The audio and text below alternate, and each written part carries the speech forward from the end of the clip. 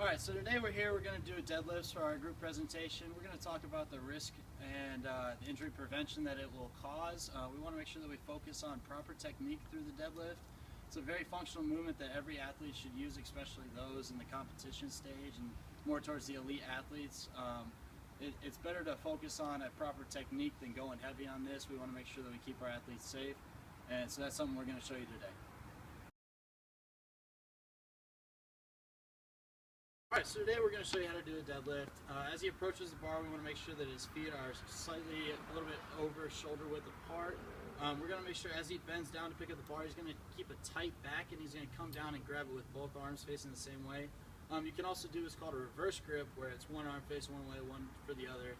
That's more focused towards when you get up to the 300, 400, 500 pound weight class for deadlifting. So as he goes down, we're going to see here that he's going to keep this nice tight back right here. So as he pulls up, we want those hips and those knees to move at the same time, bringing that bar as close to the body line as possible. So as he goes back down, we'll see again. We're going to want to make sure he sits on his toes as well, and we're going to see that butt kind of dip down a little bit into that seat. And we're going to see those shoulders are going to be pushed back slightly behind the bar, maybe right over top of the bar. So let's do another one. Perfect. All right, back down. Awesome, and that's how we're going to do a deadlift. Some of the potential injuries that can occur are some issues in the back and shoulder area. That we can see one of the major issues occurs is when an athlete were to slump their shoulders as they go to lift the bar. That can cause damage to the upper back area and some more stress in the lower lumbar area, which we would like to avoid. Or you can see as he picks up the bar, if his arms are bent outside, that adds more stress into the arms, which we're trying to avoid, and we're trying to focus the weight and lifting more to the lower back and to the leg area.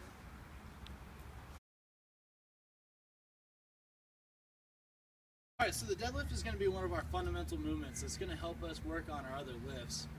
Most importantly, it's going to help us with our squats and our cleans, as well as our snatches, and even going into some things that are going to be building off that lower back, where we can create this almost a natural weightlifting belt between the obliques, the lower lumbar, and also through the core area. So we want to make sure that we're making sure that we're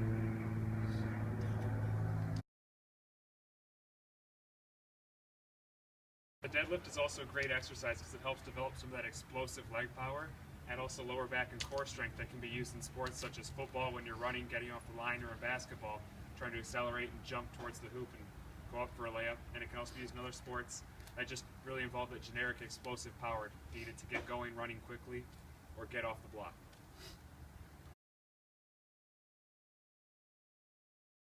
These are some of the things you don't want to do.